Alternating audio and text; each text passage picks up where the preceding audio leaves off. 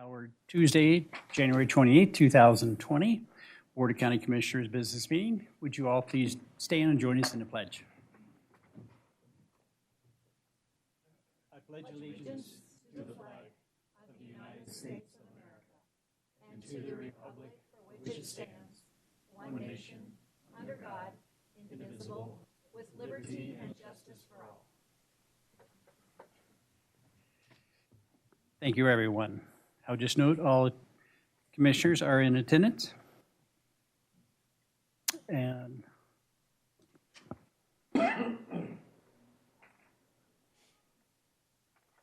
Mr. Ingalls, you have a certification of our agenda. We do, Mr. Chair. My office has reviewed all items on today's agenda, and they all meet legal approval. And do any commissioners have any disclosures for any item on our agenda today? I have none, Mr. Chair. Thank you. I have none, Mr. Chair. Thanks. Very good. I believe we have an individual here from the Roundup Riders, Heritage Trails and Foundations. Yes, Mr. Kim Harburg. Hello. Typically I would meet with Cheryl, but she didn't show up today, so I'll just go ahead and tell you a little bit about what we're up to. So as a board director of the Heritage and Trails Foundation for the Roundup Riders of the Rockies, we've worked with Douglas County many times, the Douglas County Open Space, and have made a number of donations to some very worthwhile projects. And I just wanted to go ahead and today present a check in the amount of $2,000 to the Douglas County Open Space, unrestricted, to be used wherever you feel the greatest need. And I want to just also compliment the commissioners, the decisions you guys have been making regarding open space. Your wisdom is great, and I think your decisions will pay huge dividends for many generations of Douglas County residents to come. So thank you for your generosity and your wisdom.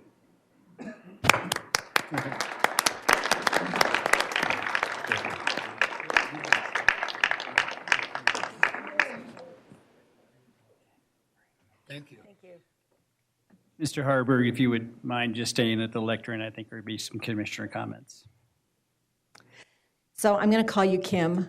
You have been, I've been with many of your friends with the Roundup Riders, and there is such a sense of camaraderie among all of you that it's a nice friendship group, and it's a group that goes out and rides your horses and helps each other along the way. And I really appreciate this donation to our open space. We are the healthiest county in the country, and we believe part of that is because of the decisions that we have made to invest in our open space program so our residents have a place to enjoy our magnificent amenity of our outdoors here. So thank you on behalf of myself to everybody who's a Roundup Rider. Thank you. I would echo Commissioner Thomas's sentiments that Mr. Kim Harburg, you are a gentleman and a friend to Douglas County, and truly epitomize what it means to reflect that Western ethic and our agricultural heritage in and throughout Douglas County. So we appreciate you, your family, and certainly the Roundup Riders. Thanks for your generous gift. Kim, I'm getting used to this, but I don't want to make it that it's something we're going to expect. But it is impressive year after year, and I believe $2,000 may be the most that I've seen at one time come forward, but I know it's reaching into the thousands that the Roundup Riders have provided Douglas County. And I'm with the listening audience to note that it's not just Douglas County Riders and the Roundup Riders, but you are also always so supportive of Douglas County and our open space and trails, and that's very obvious. And we really thank you because you are a great steward of the land. You're a great steward of just cowboy ethics. And we really appreciate you. And we just ask a special blessing to you and your family for all you've been through. Thank you for being here, Kim. Right. Really appreciate it. Thank you. All right. You bet.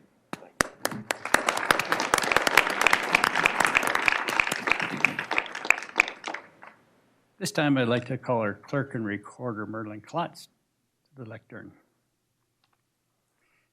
And I'm calling him to the lectern because Merlin has served in many capacities, but in his last 5 years, he's served as Douglas County Clerk and Recorder and just done a phenomenal job because you're one of the major faces of the county. You're in your department. You have a great staff, You wear many different hats, and I think that you change those hats almost within the hour often. You do a great job, and we just want to recognize you for your 5 years of service to Douglas County and wish for many more. Well, thank you. Thank you, Clerk and Recorder Klotz. Okay, what I want to discuss with you today, bring before you, we have on the consent agenda, I believe, a request for closing the clerk's offices on Election Day in November for the general election. Historically, Douglas County has closed the clerk's offices on Election Day in even years to allow for reassignment of staff to election duties. I've confirmed this was done in 2018, 16, 14, 12, and veteran staff tells me it's been done that way as long as they can remember. This year it's particularly important due to our county growth, the growing number of participating entities and ballot contests that they bring, which may take us to a 2 or 3 page ballot this year.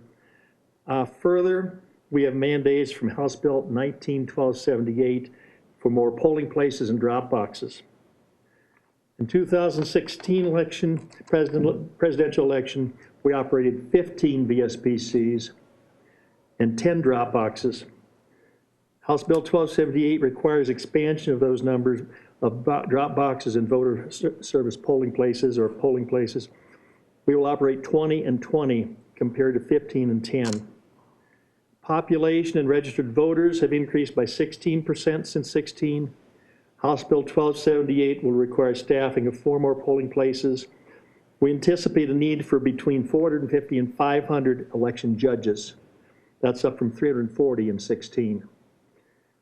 The Clerk and Recorder's Office has about 85 employees that from other offices that we can move over as election judges in 2020.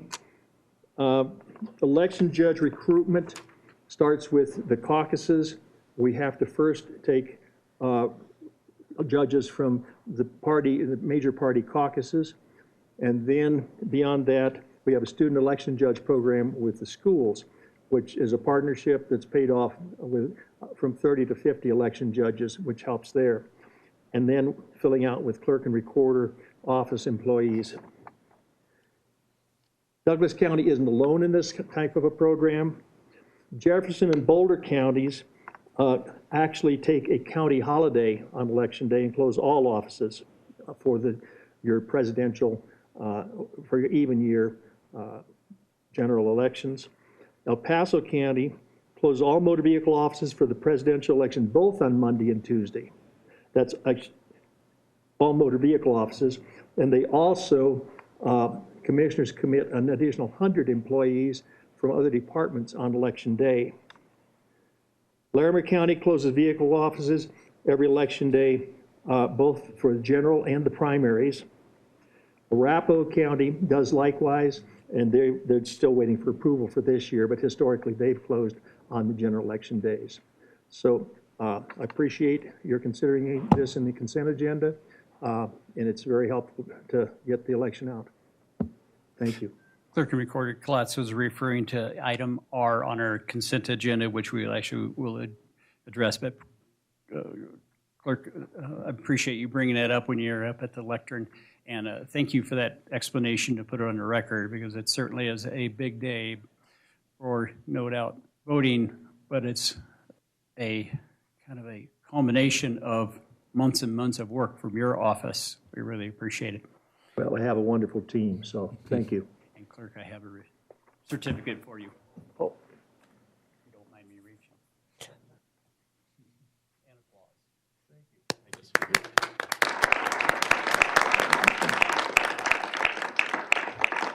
Before Clerk Klotz sits down, or as he makes his way down, I just have to share with my colleagues that my young children, 12 and 14, had to get their passports to go on a mission trip to Belize this last month. And I had to go with them as their father to go verify that they're my kids. And as we went into the clerk's office, they noticed a framed picture, and they said, "Dad, that's Merlin Klotz." So they were very excited to see Merlin there, and we know we're in good hands. So thank you for your service. And Clerk Klotz, I ask that you come and make this presentation because certainly citizens don't like it when they go get government services and the offices are closed. So we wanted you here to put it on the record. I see the newspaper reporter is here also. So I hope that she can let the public know that the offices will be closed for motor vehicle on Election Day so we don't have upset citizens. So thank you for making the presentation. Thank you, Commissioners. At this point, we are on item number 2, our citizens' comments and organization comments. And if there's anyone in the audience that'd like to address the board, we'll ask that you come to the lectern, state your name, the spelling of your last name, and the address for the record. So we do ask that if there's an item that is either on the consent agenda or on our regular agenda, that it be brought up at that time. So this is for any other items that are not on either our consent or our regular agenda. And I think we have a few speakers today, and because we are usually scheduled for an hour for this business meeting, we're going to request that speakers hold their comments to roughly 2 to 3 minutes, if we could, so we can make sure we hear from everyone and that we're able to perform all of our business meeting duties. So at this time, if anybody would like to address the board, please come forward to the lectern. And if you forget to state your name and spell your name, I'll ask you for that. I apologize. Hi, my name is Jenny Gunther. I live at 8965 Forest Drive in Highlands Ranch, Colorado. And spelling? Jenny and Guenther. Thank you. Thank you. I appreciate the opportunity to speak with you today. I'm here to respectfully request that you reconsider your decision to recognize the first week of February as National Gun Violence Survivors Week. Like numerous counties, cities, and towns across America, Douglas County has been deeply impacted by the ripple effects of gun violence. It is my belief that by issuing the following proclamation, you will acknowledge all of the gun violence survivors in our county, regardless of political affiliation or ideology, and will uplift the voices of survivors across the nation. Gun violence survivors are not solely inclusive to crime victims, and I believe they deserve the appropriate recognition. I would like to read the requested proclamation. Whereas every year, over 36,000 Americans are killed in acts of gun violence and 73,000 more are wounded. Whereas by early February, more Americans are killed with guns than are killed in our peer counties in an entire calendar year. A gun violence survivor is anyone who has personally experienced gun violence, whether you've witnessed an act of gun violence, been threatened or wounded with a gun, or had someone you know and care for wounded or killed. Forms of gun violence can include, but are not limited to, gun suicides, gun homicides, domestic violence involving a gun, shootings by law enforcement, and unintentional shootings. 58% of American adults or someone they care for has experienced gun violence in their lifetime. Firearms are the second leading cause of death for children and teens and the first leading cause of death for Black children and teens in America. Douglas County has been deeply impacted by the STEM shooting, the shooting of Deputy Zach Parrish, several murder-suicides, as well as many other shootings that have not made the headlines. By commemorating National Gun Violence Survivors Week on February 1st to February 8th, cities across America will raise awareness about gun violence and honor the lives stolen by gun violence. Whereas we renew our commitment to reduce gun violence and pledge to do all we can to keep firearms out of the wrong hands and to raise awareness about gun violence and honor the lives stolen. Once again, I urge you to reconsider your decision and recognize this proclamation. Thank you. Thank you, Ms. Gunther.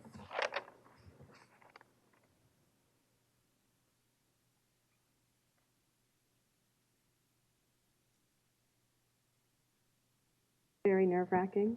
Thank you for having me today. We feel the same sitting on this side, so if that helps you at all. Yeah, this isn't going to be pleasant, but You're doing great. We'll get through it together. Thank you. My name is Chris Shore. The last name is spelled S-H-U-R-E. And did you want the full address or the county? Sure, just whatever address you're comfortable with, just to. Okay, Arapahoe County citizen. And my son is a student in Douglas County Schools. I am the mother of a gun violence survivor. I am here today because I am dismayed that you have refused to recognize National Gun Violence Survivors Week. You have over 1,800 children and dozens of teachers, and personnel that became gun violence survivors in a single incident in Douglas County on May 7th at STEM School Highlands Ranch. 1 student was killed, 8 other students were shot. I want to help explain to you what it is like to be a 12-year-old child in a school shooting. My son was 12 on that day when he had to crouch in a dark closet, petrified, listening to gunshots and screaming and realizing that he may not survive. One of the fellow gun violence survivors in the closet was hysterical and crying. This child had to be quieted because they could all die if the shooter heard the crying and came for them. Later, my child had to be hurried through school with his hands on his head by a SWAT team while stumbling over shattered glass with yelling and chaos and guns. How do I explain to you what it is like to have a child with PTSD? A child that is forever triggered by loud bangs and closed spaces. A child that cannot go to a movie theater without listening for possible gunshots coming his way. My child is, however, the poster child of recovery. He has made it, and he will be able to move on with only minor scars to his very soul. Other STEM children are not recovering as well. Many cannot get through a full day of classes, even 8 months later, without heading to a counselor or heading home. Others have to throw up into garbage cans from the anxiety they will experience. Many suffer depression. The first lockdown drill my son went through after the shooting was in a totally dark room. There was the sound of one child's teeth that were chattering so loudly the whole room could hear. All of this stems from the day that they became gun violence survivors, the day that this Board of Commissioners has decided not to recognize. The irony of this is that you don't want this to be political, but you are unable to recognize, or you're unable to acknowledge gun violence survivors because of your political beliefs. The truth is, this is absolutely not political. This is not a competition.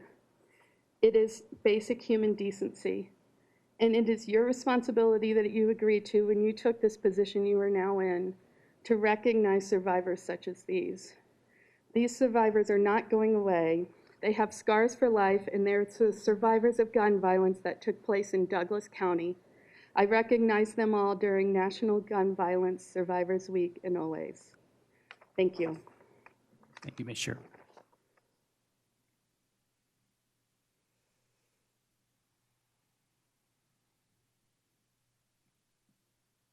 Nara Altman. I'm also a STEM school shooting parent survivor. I live in a Carriage Club, Lone Tree. My name is spelled N-A-R-A, last name A-L-T-M-A-N-N. The memories and the traumatic consequences of STEM school shooting remain with me and my family. While we as a family who has been directly impacted by the shooting deal with a lot of pain, I have no doubt that the whole community deals with pain too, and certainly a lot of fear. Yet, we don't speak about it. Speaking about it makes everyone uncomfortable. We hide our heads in the dirt like an ostrich. It is by not facing the problem will go away. Well, you hide your heads. I am here to show mine. You hide the problem and prefer to lump us together with victims of all crimes, and with that, you make a statement that schools are places of crime and students are criminals. I refuse to accept that label, for I refuse to look at schools as a crime place and search for the criminal in every student's face. There's a name for what I and my family have been a victim of. It's called school shooting, committed by a kid with a gun in a school. It's called gun violence. I am a gun survivor. Gun violence survivor. When Jenny asked Douglas County to honor gun violence survival through a proclamation declaring the first week of February Gun Survivor Week, you denied it. The excuse was that you didn't want to make a political statement. Acknowledging we have a problem with gun violence and honoring those of us who have suffered in this district is not a political statement. It is an act of compassion. Doing nothing, that is a political statement. A political statement that tells me, my family, and other gun violence survivors in the district that recognizing my pain is not worth the hassle you will face by risking being understood as a supporter of gun control measurements. No one is asking you for gun control. No one is asking you for a solution, although that would be nice. All that has been asked for is compassion. All that have been asked for is that you acknowledge we have a problem, and you are not capable of doing that. I am here today so you can look at the problem in the face. You may forget the 36,000 people killed by gun violence every year in the US, as they cannot be here demanding to be seen. But you cannot forget the faces of those of us that are alive. The mother that survived one day at a time, the mother whose son was shot 33 years ago and says that it doesn't get easier any time with time, the mother of a son killed protecting his friend from a violent ex-boyfriend, the wife that lost the love of her life to suicide, or the mother of a child that struggles to regain trust in her peers after a school shooting. We are the faces of gun violence. I am here because I want you to tell in my face that you prefer I remain faceless. To all but those that share the same pain or that are strong enough to extend compassion by recognizing our existence. Or are you strong as well and capable of recognizing me for who I am, a gun violence survivor? Thank you very much. Thank you, Ms. Maltman. Hopefully I've got your name right there. I apologize if I mispronounced that.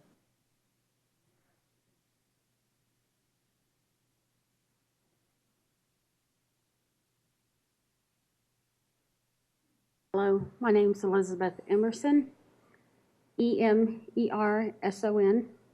I live here in Castle Rock at 1493 Ophir Road. I can practically walk here. I'm not a STEM school survivor, though I am one of the founding families.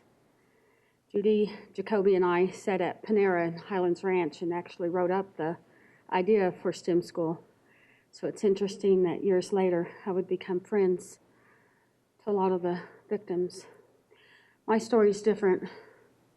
On August 2nd, 2018, my son was killed in Aurora. He was murdered. He was living with me for a few months. He was just finishing up college in Fort Collins and stayed with me for a couple of months, and he was moving into his new condo in Aurora. His condo wasn't ready. It wouldn't be ready until August 4th. And he was staying in a condo just around the corner from where his was. In the middle of the night, in this condo where Jacob was staying with two other girls, he barely knew these girls. His best friend was the boyfriend of the roommate. The main lady, CJ, who owned the condo, had a boyfriend that came that night to kill her. He came with a 2-foot axe. Can you imagine what would have happened to those girls if my son wasn't there? And my son fought him off, and he cut and sliced my son's hand. The young man left, and the police came, and so from 4 in the morning to 8:30, the police took their records. Jacob refused to leave because those girls were so scared. He wouldn't go in the ambulance. 15 minutes later, after the police had left, the man came back. Anthony was his name. They saw him through the window, and this time he had a gun. Jacob immediately ran the girls upstairs. He hid one in a closet with pillows and a suitcase, while CJ yelled at her ex-boyfriend. He shot her through the door and hit her hip. My son picked her up and took her to the window so that she could escape, and she did. My son did not make it, and he shot my son. My story's different in that Jacob could fight off an axe, and he could fight off a man. My son did not have a chance against a gun. That's what makes this story different. I know you will be recognizing crime victims in April, and Jacob qualifies for that. Even if he didn't get shot, he still would have qualified for that. I'm asking, obviously, no parent wants that kind of information, and we were not prepared to bury our son. The funeral cost $22,000. We had enough, barely enough, to pay for the funeral, but I have not buried my son yet. He's not, I can't afford the grave, so I make payments. In fact, I'm selling my house. I'm over. Can I borrow someone's minute?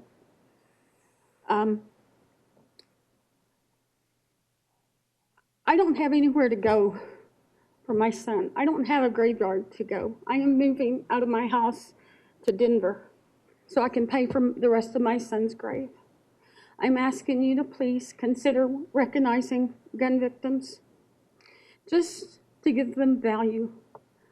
My son saved 2 lives. He doesn't get recognized in the paper like a school shooting victim. He doesn't. I'm the only one that remembers that. But I'm asking you as a mother who lives here, to please consider the survivors of gun and understand that we need to have meaning, that Jacob's death will not go unrecognized. I did not write a speech. They had asked me to come and speak, but this has been a difficult month for me. My son's birthday is January 21st.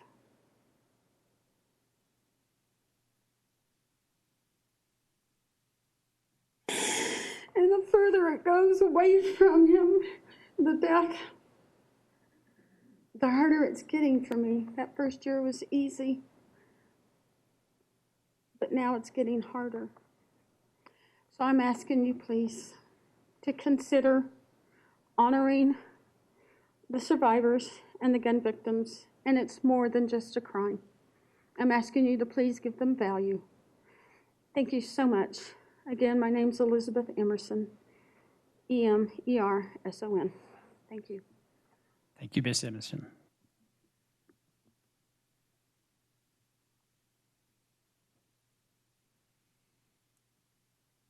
I don't think there's much more I can say. I think she proved our point pretty well. I'm Holly Chang, C-H-E-N-G. I live in Lone Tree. I think when I tell my story, you'll probably know exactly where I live. And I'll try to read as fast as I can. Our county commissioners have stated they don't want to acknowledge an awareness week like National Gun Violence Survivors Week. They don't want it subjected to partisanship. And I wholeheartedly agree with this. Recognizing this week should be no different than other campaigns like Breast Cancer Awareness Week and all the others I champion as a public health nurse. However, there seems to be a denial of the public health impact of gun violence in our communities, and I'm here to tell just one story. To put it into perspective, I found that we celebrate Older Driver Safety Awareness Week in our community, and I don't want to diminish those efforts, but if we're willing to spotlight a topic like this, why can't we bring awareness to gun violence? According to our coroner in our county in 2018, accidental traffic deaths in Douglas County were 21, while suicide by gunshot wound were 29, 3 of which were children. I don't know where to begin when speaking about Ty, but I want to be sure to acknowledge the pain and loss my family feels is clearly nothing compared to his own family. Sorry, I'm still kind of living it as it's fresh. On September 21st, I woke up and was ready to see my first patient. A knock at the door by an officer stopped me in my tracks. They asked me if we heard anything, and my husband told him he heard a loud thump, which we heard often, but this time it was so loud like a body falling. He almost texted his family. Those words still haunt me, like a body falling. When I opened my garage, I saw a significant crime scene. I told my husband I think someone has died. We talked ourselves into believing it was probably just Anthony, because that's the type of bargaining you do when you witness trauma. Later, my husband called me and told me he had to leave the house with our children because they were moving something, a body, and there was a possibility of a round going off through the wall. I now know the possibility of a bullet hitting my 14-month-old that was sleeping below was very real. But more than this, I can't stop thinking about Ty. Before the news stories came out, we found out he was killed by his father at close range. I saw Ty that night. He was a fixture around our home, often playing with my son outside and in his room. Like my husband says, he's the only kid you could talk to for 40 minutes and not get tired of it. It was like he knew life, and maybe he did. The crime scene I saw was haunting. The evidence The gloves I still found outside until a few weeks ago from the investigators. The hazmat car that came the next day. The contractor that came out the following day to remove the carpet that was holding back tears. What still bothers me is the deafening silence. Ty isn't there anymore. For weeks I had intrusive thoughts, violent dreams, and felt like a stranger in my own home until my husband and I sought therapy. This is the community fallout of gun violence. He deserves to be remembered. Our communities deserve to be remembered. When the news stories fade, our memories of the events don't. We can no longer hide that we have a problem in hopes to keep awareness of that fact low. I used to think it was a tragic coincidence that I had personally known 4 individuals that have died by gunshot wound. But now I know it's becoming our norm. How many more lives must be lost before it rises to a level worthy of acknowledgement? Thank you, Ms. Jane.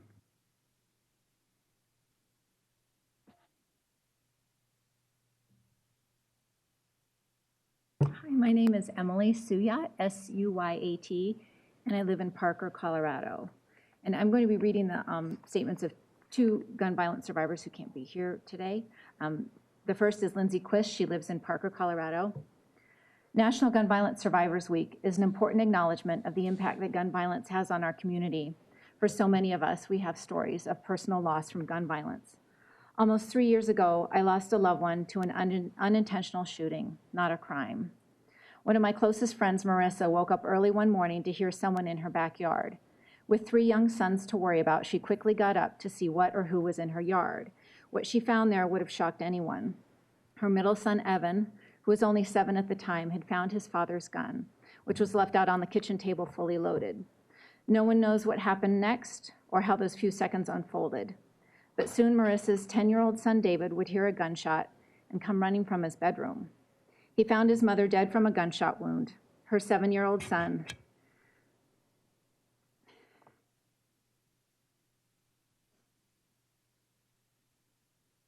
sitting next to her with his fingers covered in blood and playing with her hair. He woke up his father, and they called the police to report the fatal shooting. David, Evan, and their younger brother, Drew, were left motherless due to an unsecured gun getting into the hands of a young child. Marissa and her boys deserve recognition during National Gun Violence Survivors Week. Stories of survivors deserve to be told. Their loved ones deserve to have room to grieve and remember their loss. Our community owes it to them to listen. This next statement is from Zelma Ruby. She is she's in a Highlands Ranch. On May 7th, my husband was waiting in the drive line to pick up our first grade daughter. As he sat there, he heard gunshots coming from the school and saw students running out of the building. This is an image that will be with him for the rest of his life. With shock and horror, he called me and said something was wrong at school. I turned on the news and saw our daughter's school on the screen. The feeling I had as a parent watching this unfold, knowing that my child was in the building, and yet having no more information than anyone else, is indescribable. With no information and nowhere else to go, my husband came home. We held each other and cried. After many hours of waiting to see her, we finally got to hold her and know that she was okay. As traumatic as this was for our family, we were incredibly lucky. Our child did not have to fight a pier with a gun, see people get shot, or even hear gunshots. Our child got to come home. It was only later I got a glimpse into what she experienced that day, sitting in a dark room with the alert going on repeatedly, attention please, lockdown, locks, lights, out of sight. This is how she knew something was wrong, and it was not a drill. She said she made funny faces to a friend to try and help her not feel afraid. When the SWAT team came in, they tried to help kids, keep kids from being afraid by giving them high fives.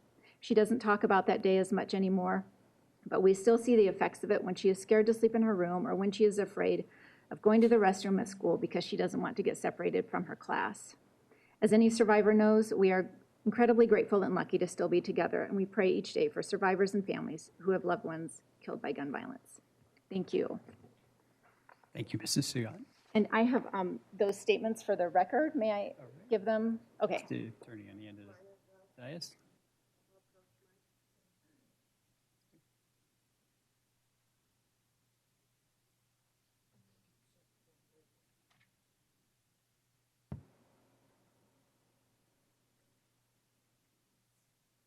Okay, for the record, I've been submitted 4 separate letters Without trying to get them in order at this point, I'm just going to label them 1, 2, 3, and 4 for the record. It does look like there's enough copies for each of you.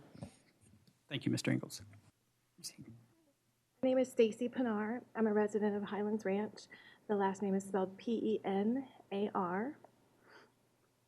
And so I wanted to come here today as a mom of 2 elementary school kids, a wife, a volunteer, a gun violence survivor, and a responsible gun owner to ask you to reconsider recognizing National Gun Violence Survivor Week, February 1st through February 8th. I see this as an opportunity to bring awareness to a crisis that affects so many people here locally and throughout the world.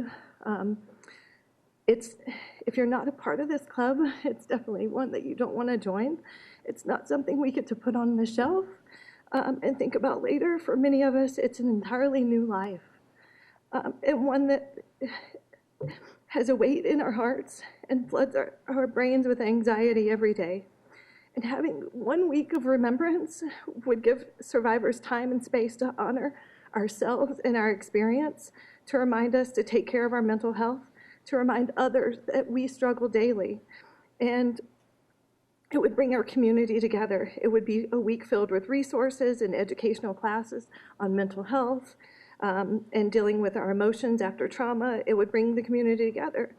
Being a survivor, I know what happens. At first, you're overwhelmed with people that want to help, but very shortly after, when you're just starting your new life, everyone is gone and you feel lonely and you feel like you're the only one feeling that way. And if we keep not talking about it and brushing it under the rug, people are going to continue to have worse mental health issues, and it's just going to be a cycle. These survivors have suffered so much already. We need a week of others to recognize our pain that we endure. I can't think of a problem that has been solved by ignoring it. Why would we continue the same tactics expecting a different result? We all want less gun violence, right? So what's the harm in giving your community the time and the space to heal and connect? One of our commissioners mentioned that we're the healthiest county in the nation, but don't we deserve health or space for our mental health as well? I just don't understand. We're leaders in Colorado, right? So let's lead here too. Thank you. Thank you, Ms. Pinar. Is there anyone else that would like to address the board regarding any item that is either not on the consent agenda or the regular agenda? Very well, thank you. I would just say we thank you for your sobering stories and comments, and our thoughts and prayers and heart go out to you at all. Commissioner Thomas. Thank you, Commissioner Partridge. I'd just like to respond to some comments that we heard, and especially the last speaker, Ms. Pinar, talked about that we should be leaders in Colorado. And I believe here in Douglas County, we are leaders. This board spent most of the summer, working with the community on how we could best spend $10 million to help make our schools safer. And over $1 million of that was spent on mental health for students in our schools. This board funded the Youth Community Response Team. It is the first in the nation. It is the only one in the nation. It is a team of it's a co-responder team, a police officer and a PhD level clinician who are dedicated to responding to school calls for children who need mental health care. And these officers work with these parents and the children to help get them the care that they need. We are not ignoring any problems here in Douglas County. Going back to my time as the Douglas County coroner, I worked with many, many families who lost loved one in many, many ways. And I can promise you that my staff and I showed great compassion to each and every one of those families. We found support groups for them. We helped them. To this day, I raise money for suicide prevention for our kids. So I would just like to let you know that we are compassionate, all of us. And we are showing our compassion and our awareness to the problem in ways that we believe will help solve the problem. We are a leader in mental health. Last year, our county received a national award for our mental health initiative. We have 4 co-responder teams. We have caseworkers. We have a mental health navigator who works with our county attorney's office to help families get the care they need when they are struggling with people who are facing mental illness issues. So someone asked us about a solution and that it would be nice if we would bring a solution. And I would like to just present to you that I believe this board has worked hard to find solutions for the problems that are facing this community. I'm just going to end with, on November 4th, 1992, I was a state patrol sergeant assigned to Golden. I was working a stretch of I-70. And that night, a fellow trooper named Lyle Wohlers was shot by 2 teenagers from Highlands Ranch. I worked that case. I knew Lyle. He was a good friend of mine. And I have chosen to put my efforts into programs that I think will help people who are living with trauma and tragedy. So I would just like to submit to all of you that we listened to your stories. And there are many, many more out there. We have heard them from our community.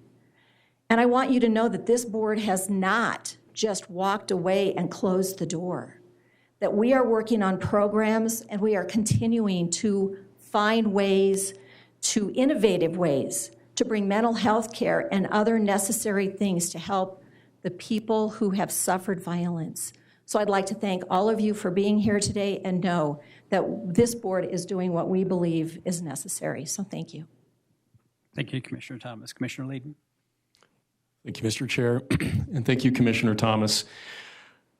To each of you that are here today, in the middle of the day on a Tuesday afternoon, I know it's not easy to be here. I want you to know that each and every one of you are heard and seen by this board. And I echo my fellow commissioners' comments. So to Ms. Gunther, Ms. Scher, Ms. Altman, Ms. Emerson, Ms. Chang, Ms. Suyat, Ms. Pinar, thank you, and we see you, and our hearts break with you.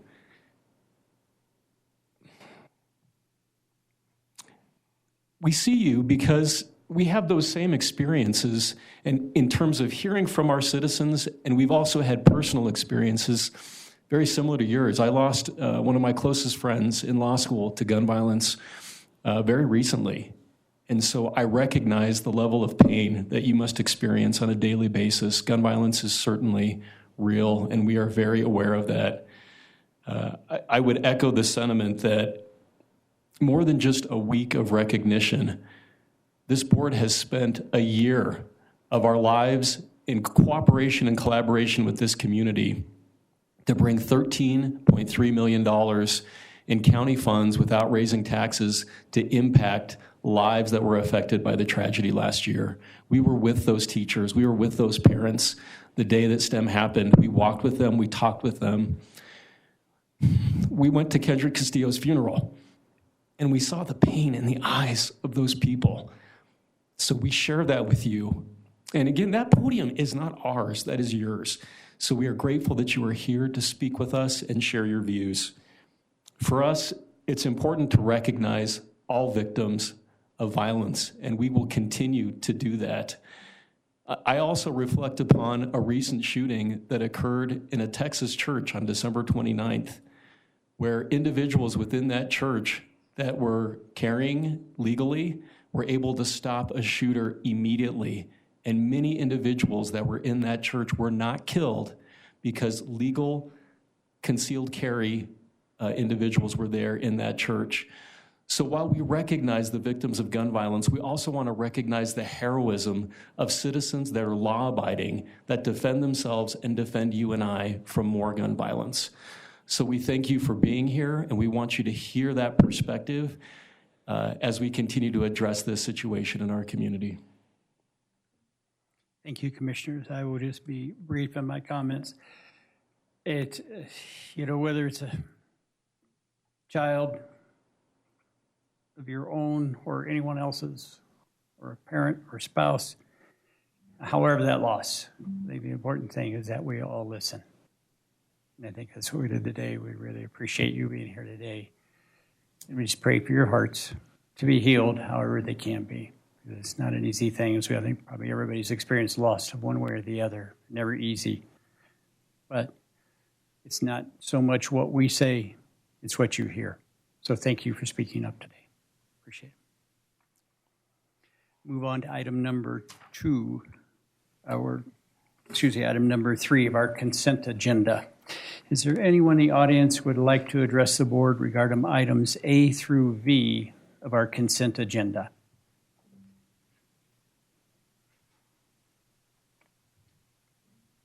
Seeing no one, I'll bring it back to the board for any discussion on any item through A through V and/or a motion. Mr. Chair, I'll make a motion to approve the requests in all items A through V of the consent agenda. Second. We have a first and a second. No further discussion. All in favor, state aye. Aye. Aye. The motion passes. Now we move on to item number 4 of our regular agenda. This is a resolution approving an intergovernmental agreement between the town of Parker and the Board of County Commissioners of the County of Douglas, State of Colorado, regarding cost sharing for Chambers Road between Main Street and Lincoln Avenue. This is Douglas County Project File CI 2016-014. Presenting for staff is our Capital Improvements Project Manager, Art Griffith. Thank you.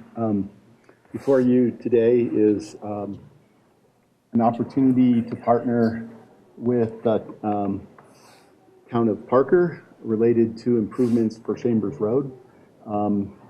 We completed the improvements last summer as part of an annexation agreement that the town entered into with a potential developer.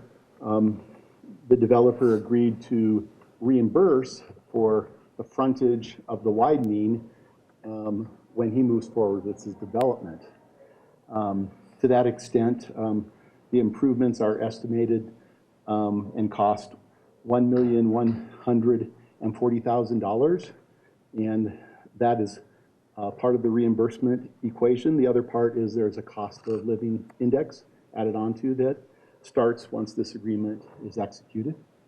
The town has approved this agreement, and we're ready to move forward with it to allow us to be reimbursed for the money that we have already expended. Do you have any questions?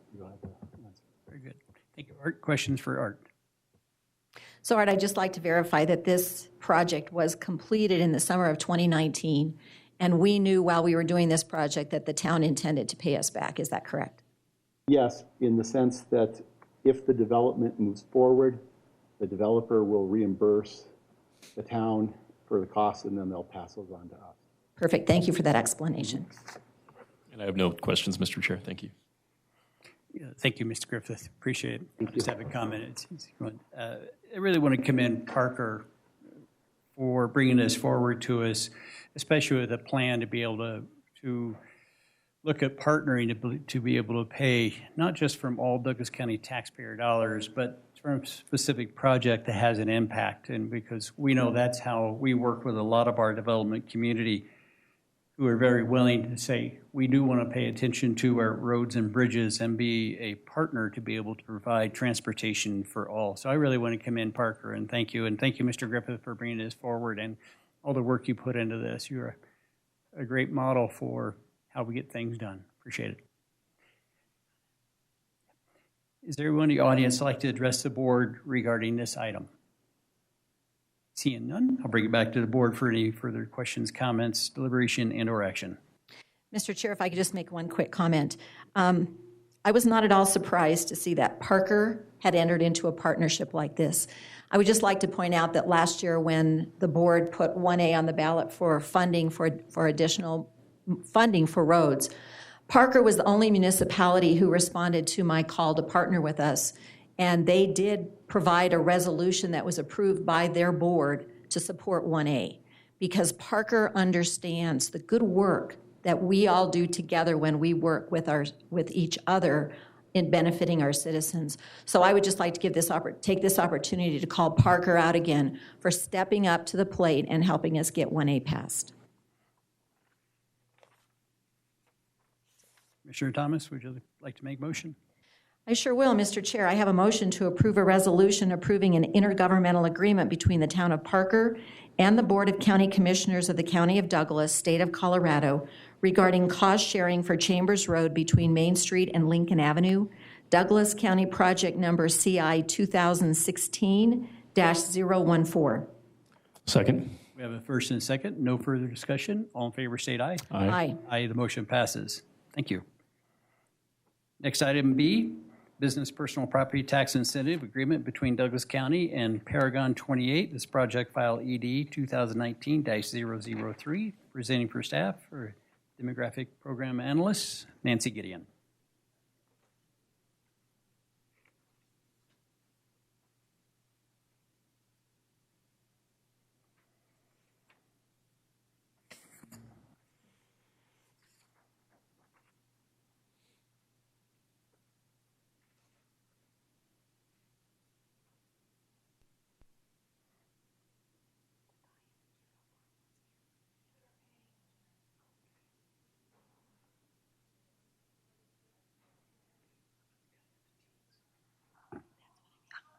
Good afternoon, Commissioners. Nancy Gideon, Demographic Program Analyst with the Department of Community Development.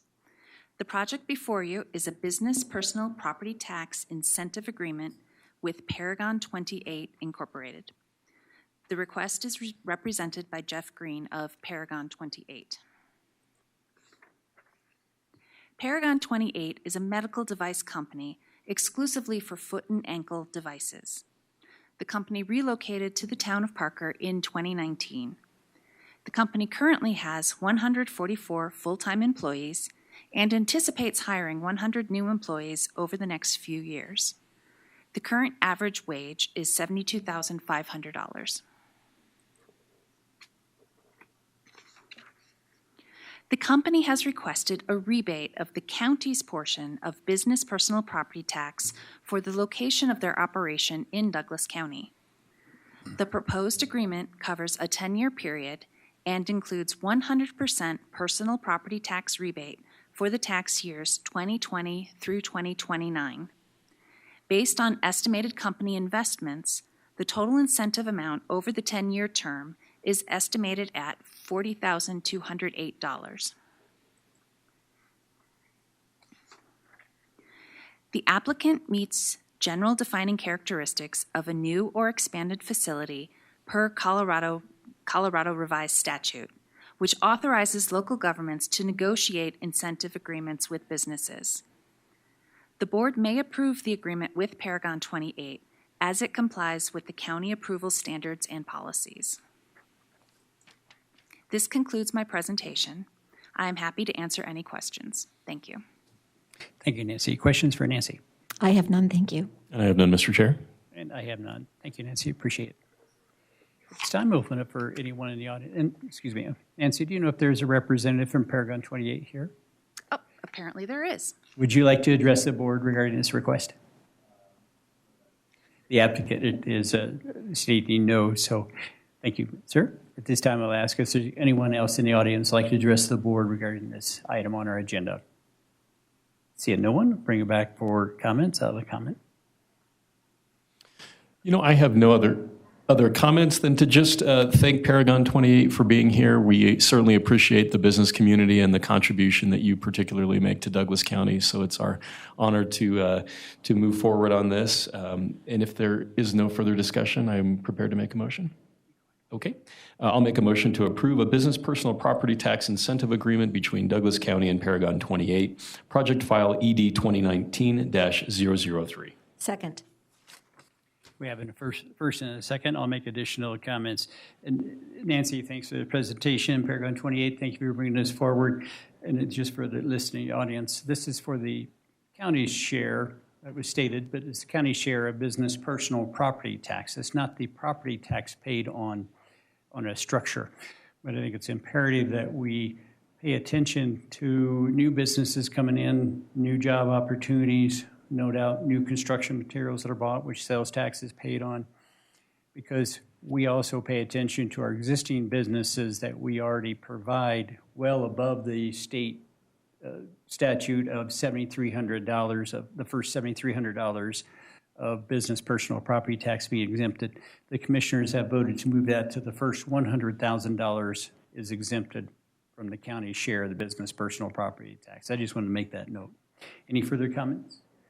Seeing none, we have a first and a second. And we have a motion and a second. All in favor, state aye. Aye. Aye. The motion passes. Thank you.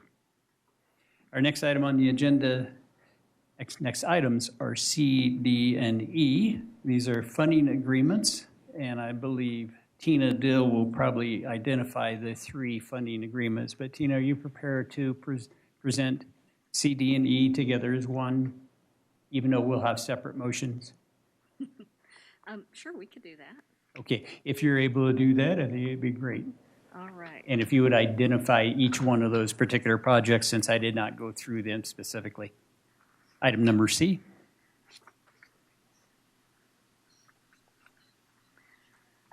Staff recommends that the Board of County Commissioners approve the funding agreement between Douglas County and the American Academy as it complies with all county approval standards and procedural guidelines. This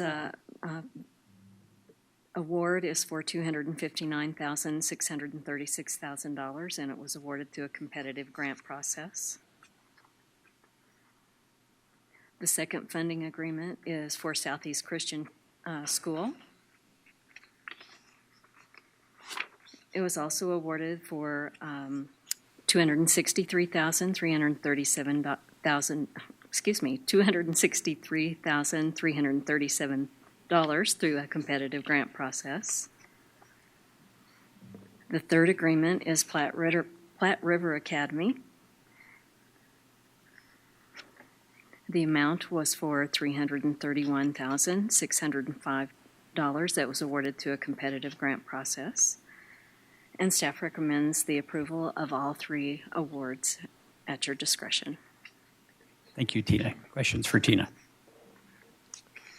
You know, I don't have any questions for Tina, but I think in this moment of funding these particular schools, I'm incredibly honored to be here serving with my fellow commissioners that are actually doing more than words. They're putting their hearts into action and making a significant difference for the mental health and physical school security of these schools. So I'm honored to approve this application. And I agree with everything that Commissioner Layden just said. And I just want a couple accolades. First of all, to all who have been involved with this. Each individual school, this is three of many that we're hearing today, the hours that they put into this for the safety and security of our students and the mental health of our students. I think it's quite interesting, some of the comments we heard earlier. This is exactly what we are addressing. Compliment the staff for the hours and hours putting into subject matter expert. And I really want to call out Commissioner Thomas and Commissioner Layden for their hours and their interest. And it's a real heartfelt discussion we have, and we know each other pretty well. And boy, more than one time we've been choked up and had tears because it has been something that is very near and dear and personal to hearts. I want to thank them. I also want to thank Barbara Drake, as I see, because she's been a renowned leader all the way around on mental health, but just as their assistant county manager, helped lead this process all the way through. Thank you to everyone. You know, Commissioner Partridge, you were right alongside Commissioner Layden and me, so all three of us were in this together, so thank you. You bet. My pleasure. This time we'll open up to the audience. Anyone in the audience like to address the board regarding items C, D, and E? And if you would present yourself to the lectern and state your name, spelling of your last name, and your address for the record, please. Sure. Thank you, Commissioners. My name is Nathan Tegland. Nathan. Tegland is Teigland. Principal at Southeast Christian School, 9650 Jordan Road in Parker, Colorado. And I'm going to not do the speech that I wrote out because I know for the sake of time we're going to accelerate. I just wanted to stand before you and say it is 100% all about the kids. And we have fought as a private school at times to put ourselves in the mix, but it is entirely for the benefit of the students.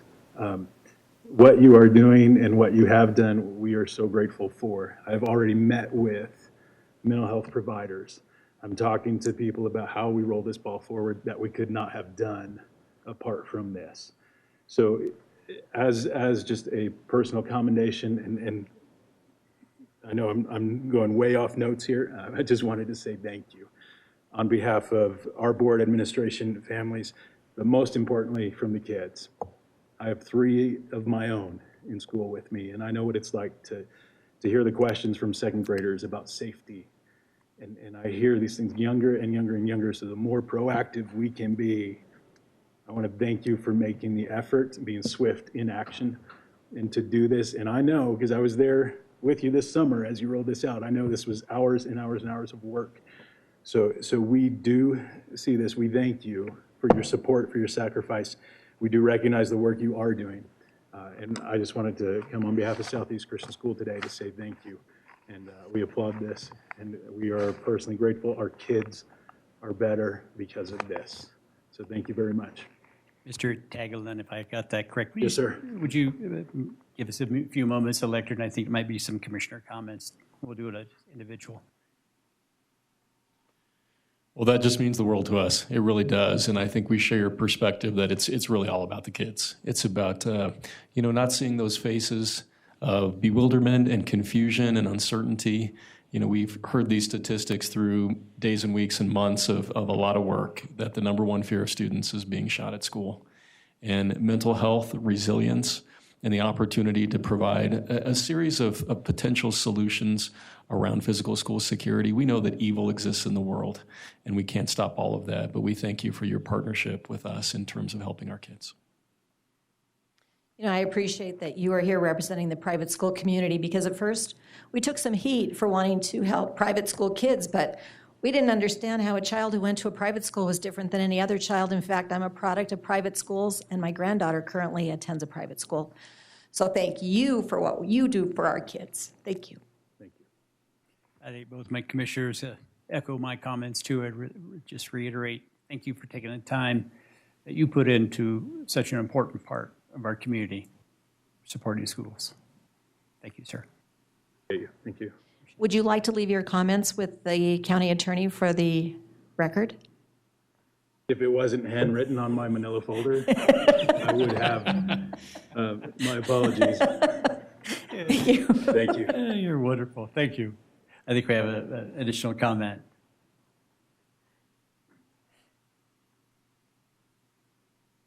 Commissioners, I'm Mike Meunier. I'm the Director of Strategy and Development at Platte River Academy.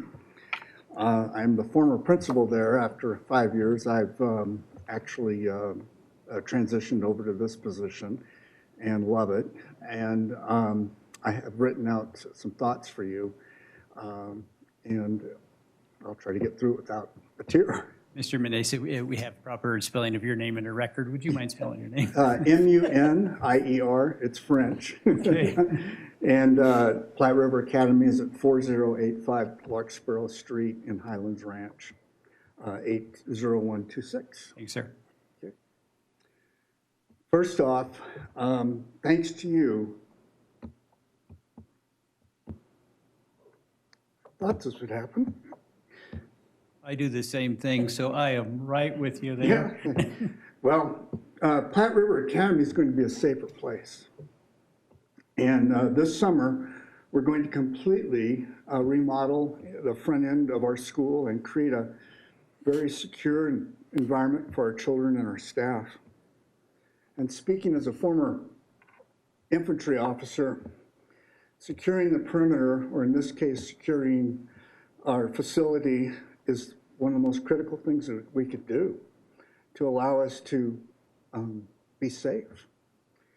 And you folks have allowed us to do that. We didn't have the funds to be able to pull this off, even though we've been thinking about it for a year or two.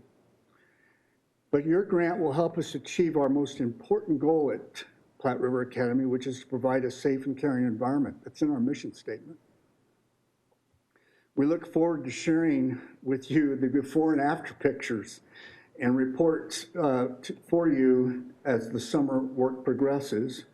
And we would be honored if you would consider a visit to Platte River Academy after the work is complete to see firsthand the difference your grant and the decisions you have made for improving school safety take fruition and take place.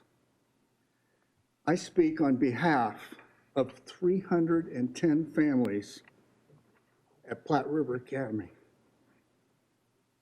80 staff members, our board, and most importantly, 486 kids, students.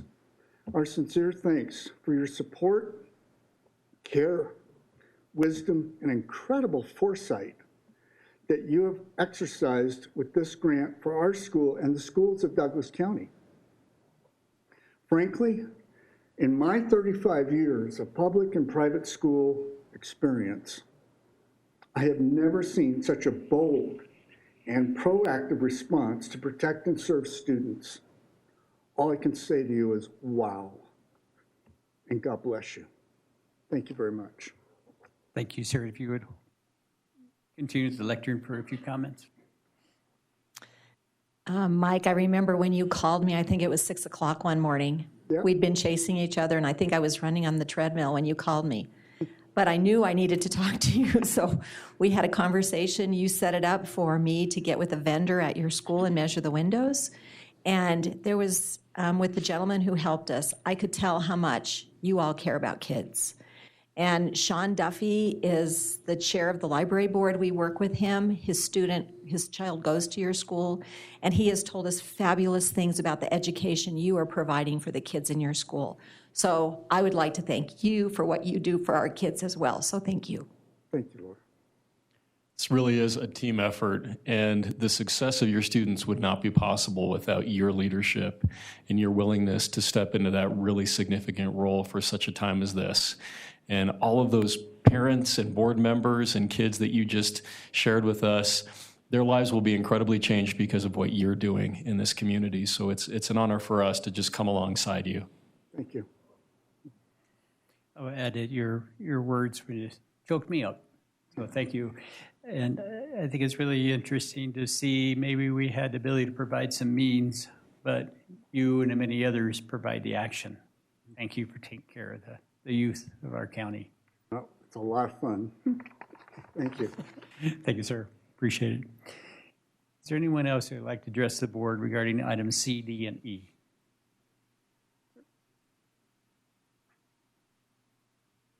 How are you doing? Very well. How are you? My name is Ignacio Garza, last name Garza, G-A-R-Z-A, address 6881 North Star Court, Castle Rock, Colorado, 80108. I kind of stumbled into this last minute. I didn't know exactly what you guys were going to cover, and I've heard a couple topics today. As a constituent and a citizen here in Douglas County, I just wanted to thank the commission for everything you're doing for school safety. I'm a father of two. Both of my children go to school here in Castle Rock. I sat through testimony at the Capitol, I believe it was last week, where a from the STEM school shooting, a father advocated for concealed carry in schools. And, as a parent, school security is a big deal for us. And I agree with what you guys are saying and everything that you guys are doing, from mental health all the way to, hey, what do we need to do to take care of the families of these tragedies? And so as someone from Douglas County, I just want to show the support for everything you guys are doing, and for the work that you're doing for our schools and for the families. I know there's always two sides to every story. Those were very moving stories that came out earlier, and that's got to be a difficult job for you. And I just wanted you guys to know, and I wanted it on the record to show that we do support you. Thank you. Mr. Garza, thank you. And I know for the other two, I asked them to stay, but Sure. because they were representatives kind of for some of the applications, but I think there'll be some comments after I close public comment. So if you wouldn't mind, make sure you stick around Yeah, for absolutely. some of the commissioner comments. Thank you. Thank you, sir. Thank you, Ms. Garza. Is there anyone else that would like to address the board regarding this, the C, D, and E on our regular agenda? Seeing none, I will close public comment, bring back to the board for any further comments. So, Mr. Garza, I don't know what all those patches on your uniform mean, so I don't know what the proper term is, but I'd like to thank you for your service. I would like to thank you and your wife, Alexandra, for everything you have done for our communities. And we're here all about the kids, so thank you. I would echo that, Mr. Garza. Thank you for your service and just for your support. Your sentiments reflect what thousands of people have said to us over the course of this year with regard to these endeavors. But we always say it really is not about us. It's about the kids in this community. So thank you for that reminder. Ms. Garza, I think we really appreciate your service and your wife's support, and no doubt the support you give to our whole community. And I'll just speak to those in the audience. Sometimes people may say your job is difficult. I think the three of us up here today feel blessed to be sitting in the position we are today. You make it all worth it. Thank you very much. At this time, we close public comment on items C, D, and E. If there's no further comments from the board, I'll entertain motions for each of the individual items. Mr. Chair, I have a motion to approve a funding agreement in the amount of $259,636 between Douglas County and American Academy for School Safety and Protection and Mental Health Services. Second. We have a first and a second. No further discussion. All in favor state aye. Aye. Aye. The motion passes. Item D. Mr. Chair, I'll make a motion to approve a funding agreement in the amount of $263,337 between Douglas County and Southeast Christian School for school safety and protection and mental health services. Second. We have a first and a second. No further discussion. All in favor state aye. Aye. Aye. The motion passes. Item E. Mr. Chair, I have a motion to approve a funding agreement in the amount of $331,605 between Douglas County and Platte River Academy for school safety and protection and mental health services. Second. We have a first and a second. All in favor state aye. Aye. Aye. The motion passes. And that concludes our item number 4. County manager to board. Any additional business? No additional business. County manager report included in our staff packet. And commissioner comments. Mr. Chair, we have a fabulous human services department, and I think they have a very difficult job, but I would just like to highlight some information that was in the county manager's report, that in 2019, there were 22 finalized adoptions in Douglas County. Of these, 2 children were adopted by relatives. There were several sibling sets. Can you imagine somebody adopting more than one child at a time? So there was 1 set of 3 kids and 4 sets of 2 kids. And these kids ranged in age from 1 to 15. So we just have lots of success stories here in Douglas County about what's going on for our kids. And I just wanted to point that out. So thank you, Mr. Chair. Thank you, Commissioner Thomas. Commissioner Lead. Well, Mr. Chair and Commissioner Thomas, it's been an emotional day, but I just sit here humbled and blessed and so thankful to serve with both of you and the tremendous staff of Douglas County that does such great work on behalf of the citizens. Thank you. Go home and hug your families. Thank you, commissioners. And our visual aid is gone, but I just noticed that we do have boxes of Kleenexes around often just because we're so touched by the many things. I just want to point out to our county finance department their award, and I'm not going to get this word correctly, but it was from the GAFO, General Accounting Finance Officer. I'm sorry, I don't have that exact, don't have it in front of me, but there was an award for the 2018 budget because they just do a phenomenal job for accuracy and transparency. So I want to just point out to our county finance department, for county finance and budget department, for a great job again. No further items. We are adjourned. And I will report, we'll take a 5-minute recess before we come back for our scheduled 2:30 land use and public hearing.